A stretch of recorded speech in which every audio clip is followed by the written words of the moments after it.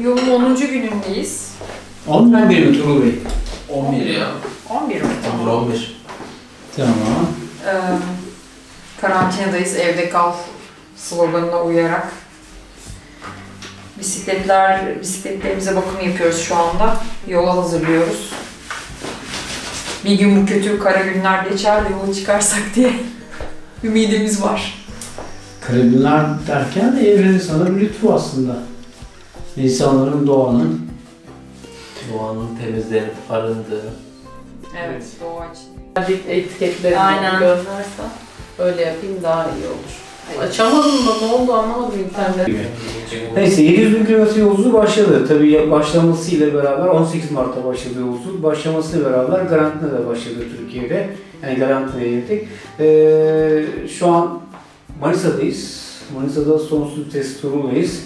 Tabii 11. günümüz. Turlu içimiz buradayız. Sordum ben. Evet söyleyeyim. Gerekiyor. Turul sonsuz test Aksel Bisiklet orta sorumlusu. Bizim de orta zaten partner olduğumuz için Aksel Bisiklet'in altyapısını hazırlıyoruz beraber. Yani 10-11 günden beri hem orta hem kendi içeriklerimiz için videolar hazırlıyoruz. Şimdi tabii ki Turul eskiden ne vardı senin arkadaşım? Ayray Köprü vardı, İskenderun'daydı. Aynen doğrudur. Güzel bir kafesi vardı. Ondan sonrası kapatıp burada Aksel'de çalışmaya başladı. Şimdi biz de yola devam edeceğimiz için akşam benim egoyu bakıma yaptım. Şimdi Başak'ın Exodus mu diyor, Koç Kargo diyor, bilmiyorum bir şeyler diyor. Şimdi aslında burada videosunu hazırlıyoruz biz.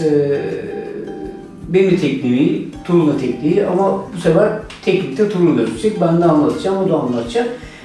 Uzun yola giderken yani bisiklete nasıl bakım yapılır, nereye dikkat ederiz, biz neler yapıyoruz, bunun hakkında bir video açılışı başlayalım. Evet Turul Bey.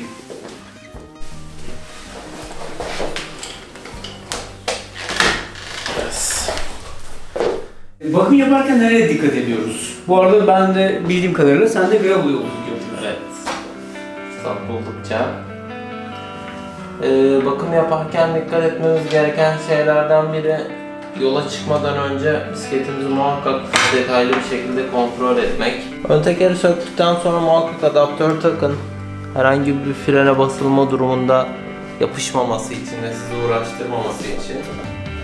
Uzun tura çıkmadan önce kontrol edilmesi gereken en önemli şeylerden birisi jant ayarı.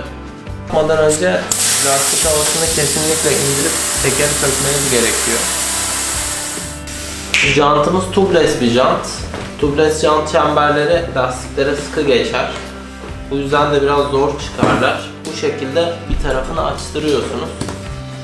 Açtırdıktan sonra levyeyle çıkarmaya başlıyorsunuz. Standart jantlarda da bu işlem uzun süre sökülmediğinde yapışabilir. Gene buna da dikkat etmeniz gerekiyor.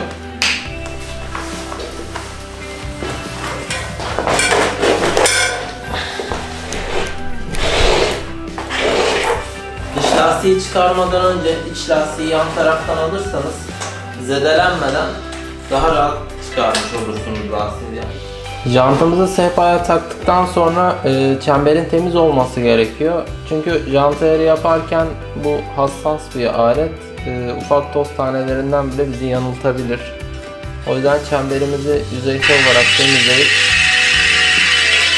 öyle ayar işlemine başlıyoruz. Aşağı yukarısı da gene güzel ayarlanmış. Tabii disk fren olduğu için hafif sapmalar oluyor kaynaklar. Muhakkak doğrudur. Çemberlerde ek yerlerinde genelde pik yapar. Şu şekilde inceden bir vurur bırakır. Buna dikkat et. Yani bu kısımda ayarı ne kadar yaparsanız yapın çok verimli olmayacaktır. Çember kalitesine göre değişmekte bu ayar. Karbon çemberlerde tabii bu hissedilmiyor bile tek parça olduğu için. Jantın zıplama kısmında ise yani bu kısmında ise jant diziliminin kalitesini gösterir bir nevi. Eğer jantınızın bütün telleri eşit şekilde sıkılarak dizildiyse jantınız zaten zıplama yapmaz, hatta ayarı da çok hassas olur. O zaman şu an bu jant. Bu jant şu an sağlam ve temiz durumda. Tamam. Şimdi akorta şeyine mi bakacağız, tansiyona mı bakacağız? Tel tansiyonlarını bu şekilde ölçen bir alet var. Bunun elektronik olanları var, göstergeli olanları var bu şekilde gene.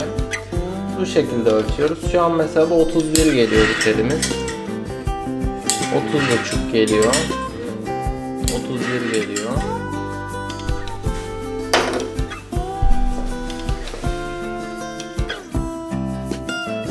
Sana göre invert nasıl bisiklet? Invert, pinyon.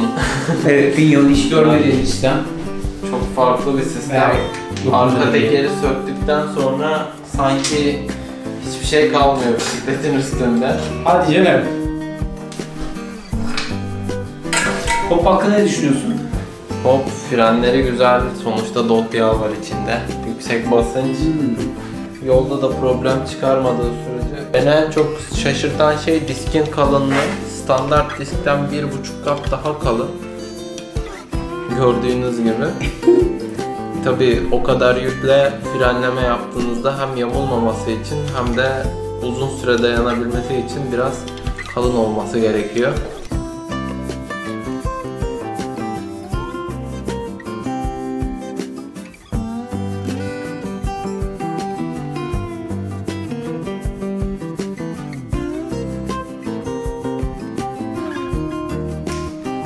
Bu lastik ve Feride. Söyle. Bunları nasıl ilişkilendiriyoruz? Ben bunu anlatamadım insanlara, biliyor musun? Herkes kafa buldu benimle. Aa, Çok tanıdık teknisyenler. Senden mi bilmiyorum kafa? yani birçok kişi bunu aslında bilir da eskilerin taktiğidir bu, öyle söyleyeyim. Zamanla daha doğrusu yazın havalar çok ısındığında iç lastik dış lastiğin iç kısmına yapışıyor. Bundan dolayı da patlamalar meydana geliyor. Aynı zamanda bunun malzemesi kauçuk ve naylon olduğu için, iç lastiğin malzemesi de aynı materyal olduğu için ısıdan dolayı deforme oluyorlar. Bu arkadaşla biz bunun deforme olmasını engelliyoruz. Şu şekilde bir miktar orta tarafa sıkıyorsunuz. Sonra bunu elinizde yayıyorsunuz. Şöyle göstereyim. Bu şekilde yayıyoruz iyice. Feride'ye gidiyorsun, böyle dolma işte lastiği. Güzelce iç lastiği bembeyaz yapacağız. Kısacası öyle söyleyeyim. Kalan içindeki şu fazla pudrayı da şu şekilde zıplatıp çıkarabilirsiniz içinden. Diğer lastiği aktarsak ziyade çok Yani diğer lastiğe de bir kağıt yardımıyla alıp aktarabiliriz. Biz öyle yapacağız şimdi. fazla pudra bırakmayı. Aynen öyle.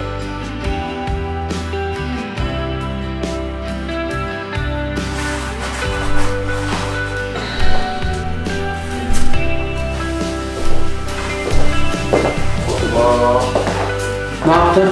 Ben beyaz oldu ortalık.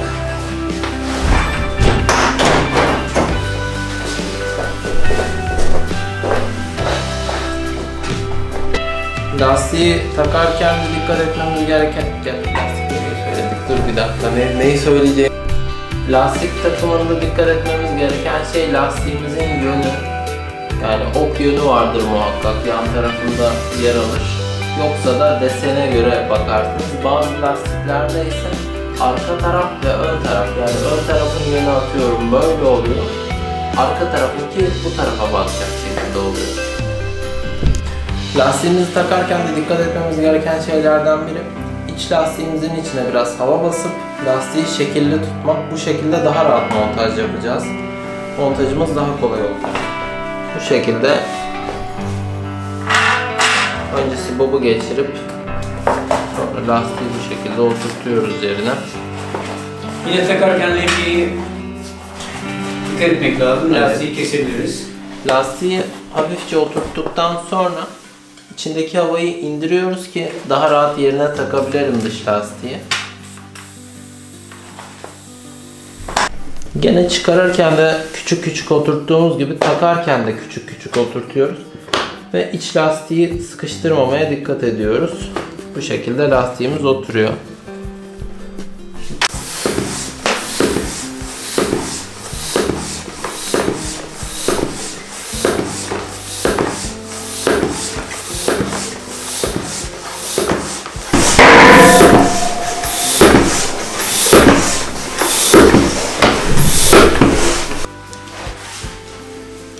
Evet, zincir temizliyorum. Zincir temizliğimi ben pet şişede yapıyorum. Genelde yolda en güzeli o. Hatta evde de en güzeli o oluyor. Zincir temizliği için birçok malzeme kullanılıyor. Hani bunların içerisinde gaz yağı var, degreaser'lar Bu var. arada zincir bisikleti nedir? Zincir bisiklette Kalp mi diyor? ruhudur. Bence. Geçen gün sana kalbidir demiştim ama. Evet, dinliyorum şimdi. Birçok malzemeyle temizleyebiliriz. Kesinlikle temizlemememiz gereken birkaç malzeme var. Bunların içinde benzin, ondan sonra yağ çözücüler, şu mutfaklarda kullanılan yağ çözücüler. Kesinlikle bununla temizlemeyin. Baklaların aralarını zedeliyoruz bunlarla. Gaz yağıyla temizleyebilirsiniz, degreaser'la temizleyebilirsiniz. Aynı zamanda da mazotla temizleyebilirsiniz. Gaz yağı. Ve degreaser. Degreaser'la temizledikten hemen sonra yağlamanız gerekir. Gaz yağı veya mazotla temizlediğinizde onların içinde bir miktar yağ bulunduğu için yani yağlamayı hemen ilk etapta yapmayabilirsiniz ama genelde tavsiyem iyice kuruttuktan sonra tekrar yağlayın. Biz bu işlemi pet şişeyle yapacağız bugün. Bu arada bunu aslında ben tavsiye ediyorum. Ice tea şişesi Evet, çıkarmak daha rahat oluyor. daha iyi oluyor. Bu biraz dar oluyor. Sabah başıma geldi. Aslında bir ice tea mi alsak? Ne yapsak? Canımı çekti. Şimdi çıkaralım. Çok az bir şey döküyoruz içine. Gaz, mazot. Yani miktar derseniz yarım çay bardağı kadar diyebilirim size. Şimdi ice tea şöyle bir şey. Ice şişesini tekrar gazı kullanabiliyorsun veya mazot ama bu şişede kesmek zorunda kalıyorsunuz. Yani ben şöyle yapıyordum. O gaz bekliyordu orada. Sonra tek şişeye elini sıkıp gazı aktarıyordum. Ya bayağı harcamış sabah gazdan ya. Komple parçaları yıkadım orada. 50 gram, 70 gram arası. Şu kadar yeterli oluyor. Zaten rengi direkt değişiyor.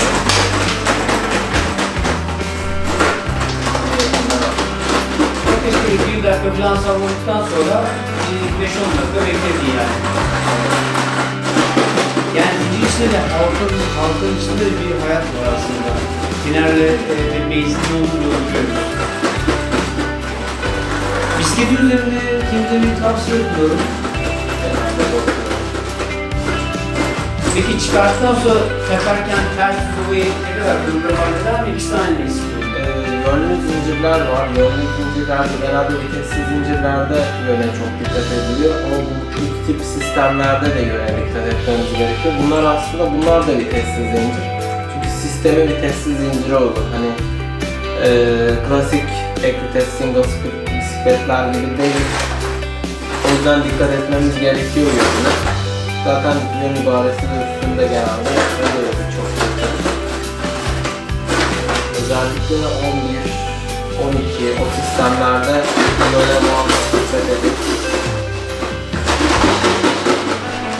Çalkalama işleminden sonra bir 5-10 dakika dinlendiriyoruz zincirimizi. Benim ulaşmayacağım. Kalanını bezle silersin abi.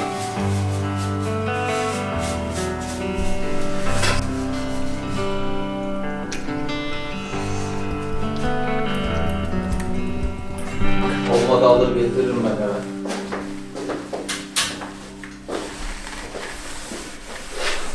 Diskin önce bunun arasına denk gelmesin.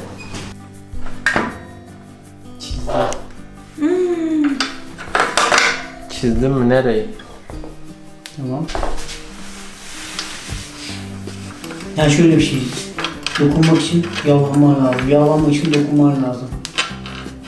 Çok deli cümle kurdum biliyorum. Sana şok oldun şu an. Anlamaya çalışıyorum.